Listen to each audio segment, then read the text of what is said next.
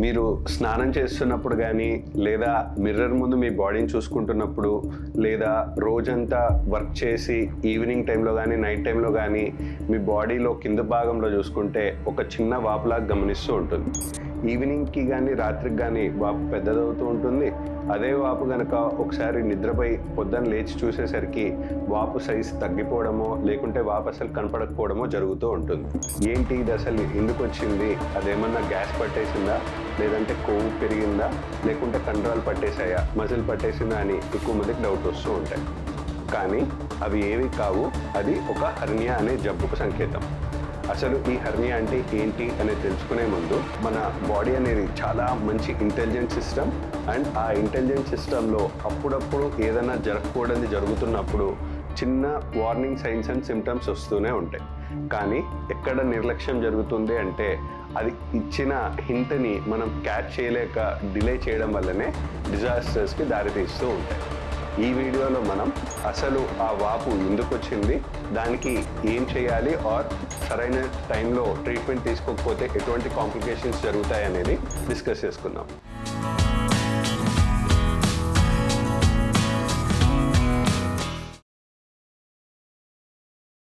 మీరు ఇప్పుడు ఆ చూస్తున్న ఆ చిన్న స్వెల్లింగే నెక్స్ట్ మనకు 5 ఇయర్స్లో కానీ 10 ఇయర్స్లో కానీ ఒక ఎమర్జెన్సీ ఆపరేషన్కి దారితీయవచ్చు. అండ్ అదే స్వెల్లింగ్ మనకు ఇంకా కాంప్లికేట్ అయితే మన ఇంటెస్టైన్కి కంప్లీట్లీ బ్లడ్ సప్లై కట్టేంత ప్రమాదం కూడా దారితీయవచ్చు. కానీ అదే దాన్ని ఆ స్వెల్లింగ్ని కరెక్ట్ టైంలో మనం కనుక్కొని కరెక్ట్ టైంలో ట్రీట్మెంట్ కనుక తీసుకుంటే ఒకే రోజులో కూడా కంప్లీట్లీ దాన్ని క్యూర్ చేసుకునేంత అడ్వాన్సెస్ అనేవి మనకున్నాయి. బట్ అసలు అది ఎందుకు వచ్చింది అంటే మనకు అది ఇంగ్వైనల్ హెర్నియా లేదా గజ్జల్లో హెర్నియా గురించి వచ్చింది అనుకుంటాం. ఇప్పుడు మీకు ఒక చిన్న రియల్ లైఫ్ స్టోరీ చెప్పుకుందాం. ఒక 45 ఇయర్స్ ఒక సాఫ్ట్వేర్ ఎంప్లాయ్ అనుకుందాం. బాగా హెల్తీ లైఫ్ స్టైల్ ఉంటుంది, ఎటువంటి స్మోకింగ్ డ్రింక్ లాంటి అలవాట్లు లేవు, ఫిజికల్లీ కూడా బాగా ఫిట్నెస్ ఉంటుంది, జాగింగ్ కానీ రన్నింగ్ కానీ స్పోర్ట్స్లో కానీ బాగా యాక్టివ్గా ఉన్నారనుకుందాం. వారికి రోజు అంత బాగానే ఉన్నప్పుడు సడన్గా ఒకరోజు గజ్జల భాగంలో అంటే మనకు లోవర్ అబ్డామెన్లో జస్ట్ మనకు యూరిన్ బ్లాడర్ ఎక్కడైతే ఉంటుందో ఆ బ్లాడర్కి రైట్ సైడ్గా కానీ లెఫ్ట్ సైడ్గా కానీ ఒక చిన్న గోలీ అంత చిన్న స్వెల్లింగ్ వచ్చింది. సరే చిన్నదిగానే ఉంది కదా, ఆ స్వెల్లింగ్ కూడా పనుకున్నప్పుడల్లా తగ్గిపోతుంది, మళ్ళీ రోజంతా ఎక్కువసేపు నిల్చున్నప్పుడు కానీ బరువు ఎత్తినప్పుడు కానీ వస్తుంది, బట్ పనుకుంటే తగ్గిపోతుంది కదా అని నిర్లక్ష్యం చేశారు.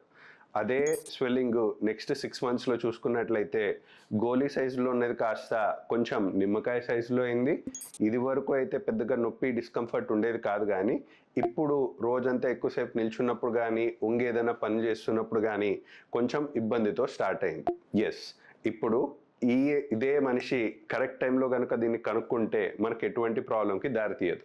ఎందుకు అంటే ఇది హెర్నియాకి సంబంధించిన సిమ్టమ్స్ అంటాం.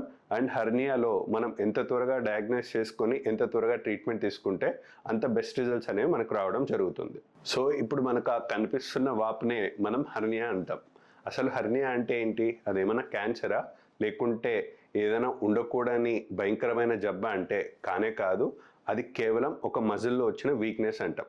అసలు హెర్నియా ఏంటి అని డిస్కస్ చేసుకునే ముందు మనం ఒక చిన్న ఇంటి యొక్క గోడతో మనం హెర్నియాని కంపేర్ చేసుకుందాం. ఎట్లయితే ఇంట్లో మనుషులు సేఫ్గా ఉండడానికి మనం ఒక ఇల్లు కట్టుకొని దాంట్లో గోడలు కట్టుకుంటాం, ఆ గోడల్లో ఆర్ ఆ స్ట్రెంగ్త్లో కూడా మనకు స్టీల్ రాడ్లు ఉంటాయి, ఇటుకలు ఉంటాయి, సిమెంట్ ఉంటుంది, దానిపైన పెయింట్ ఉంటుంది, అలా మల్టిపుల్ లేయర్స్లో మనకు గోడ కట్టుకున్నట్టు అలాగే మన కడుపు అనేది మనం ఒక గోడతో కంపేర్ చేసుకుంటే మన కడుపులో కూడా ఎట్లయితే ఇంట్లో మనుషులు ఉన్నట్టు మన కడుపులో కూడా అనేక అవయవాలు ఉంటాయి. లివర్ అని, గాల్ బ్లాడర్ అని, చిన్న పేగులని, పెద్ద పేగులని, కిడ్నీస్ అని, యూరినరీ బ్లాడర్ అని, గర్భసంచి అని, ఇలా అన్ని అవయవాలు మన కడుపులో ఉంటుంటాయి ఇంట్లో మనుషులు ఉన్నట్టు. ఎట్లయితే ఇప్పుడు ఒకవేళ ఇంటి గోడకి ఒక చిన్న క్రాక్ వచ్చింది, ఫస్ట్లో అదేం ఇబ్బంది చేయదు, కానీ రోజులు గడిచే కొద్దీ వర్షాలు పడ్డాయి, ఆ గోడలో క్రాక్ కాస్త ఇంకా పెద్దదైపోయి గోడంతా కొంచెం వీక్ అయిపోయి రోజులు గడిచే కొద్దీ వీక్ అయిపోయి గోడ కూలే ప్రమాదం ఎట్లయితే ఉంటుందో సేమ్ వే మనకు చిన్నగా మజిల్లో ఏదైనా హోల్ అనేది ఆర్ వీక్నెస్ అనేది డెవలప్ అయితే దాన్ని మనం హెర్నియా అంటాం. అదే హెర్నియాని కనుక మనం నిర్లక్ష్యం చేసినట్లయితే ఆ చిన్నది కాస్త పెద్దదైపోయి మనకు ప్రెషర్ పెరిగినప్పుడు అంటే మనం కడుపు అనేది ఒక ప్రెషర్ కుక్కర్ లాంటిది అంటాం. లైక్ ఎట్లా మనం రోజు పొద్దున్నే బెడ్ పై నుంచి లేచినప్పుడు కడుపు పైన ప్రెషర్ పడుతుంది, లేదా లేగానే ఎవరైనా వాష్రూమ్కి వెళ్ళినప్పుడు లోపల ఉన్నది బయటికి రావడానికి మనం ముక్కితేనే కదా బయటకు వచ్చేది.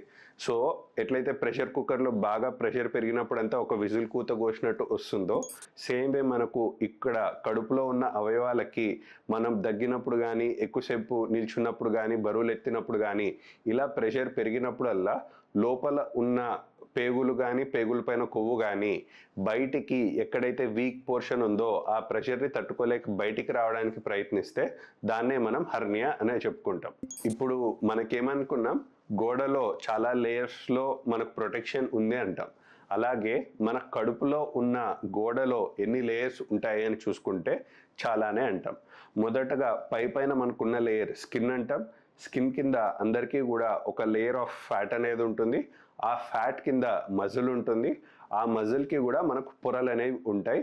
అండ్ ఆ మజిల్ లోపల ఒక పొర లోపల మనకు పేగులు లేదా అన్ని అవయవాలు ఉంటాయి. సో ఇప్పుడు హెర్నియాలో మనకు మెయిన్ ప్రొటెక్షన్ అసలు ఈ గోడలో ఏది ఆఫర్ చేస్తుంది అంటే మజిల్, అంటే కండరం అంటాం. ఈ లేయర్స్ ఎన్నున్నా సరే ముఖ్యమైన లేయర్ ఏంటి అంటే మనకు మజిల్ అంటాం. ఎప్పుడైతే ఈ మజిల్లో హోల్ పడి లోపల ఉన్న బయటికి రావాలని చూస్తాయో దాన్నే మనం హెర్నియా అంటాం. దీన్ని ప్రెషర్ కుక్కర్తో ఎందుకు కంపేర్ చేసాం, లేదా ఇప్పుడు మనం చెప్పుకున్న స్టోరీలో కూడా మనం ఏమంటున్నాం, ఈవినింగ్కి కానీ రాత్రికి కానీ సైజ్ పెద్దదవుతుంది, అదే సైజు పనుకున్నప్పుడు తగ్గుతుంది అనుకున్నాం. ఎందుకు, మనం నిల్చున్నప్పుడల్లా గ్రావిటీకి కానీ భూ ఆకర్షణ శక్తికి లోపల ఉన్నవి కిందికి బయటికి రావాలని చూస్తాయి. అదే పనుకోగానే గ్రావిటీ ఎఫెక్ట్ అంటూ ఏమీ పెద్ద ఉండదు కాబట్టి బయటికి వచ్చినవి కాస్త రిలాక్స్డ్గా గ్రావిటీ వల్ల లోపలికి తిరిగి కడుపు లోపలికి వెళ్ళిపోతూ ఉంటాయి. అందుకే పనుకున్నప్పుడు హెర్నియా ఎక్కువ మందికి సైజ్ తగ్గడము, లేకుంటే అసలు వాపే కనిపించకుండా పోవడం కూడా గమనిస్తాయి. అట్లని జబ్బు లేదు అనే మీనింగ్ దానికి రాదు.